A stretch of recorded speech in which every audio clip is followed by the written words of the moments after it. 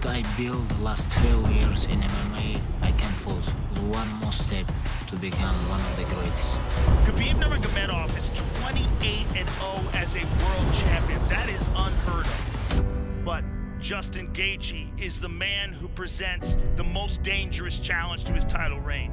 He's got one-punch knockout power, and he has an incredible lust for combat. I'm 100% right now on either being finished or getting finished. I'm trying to inflict major damage and pain at all times.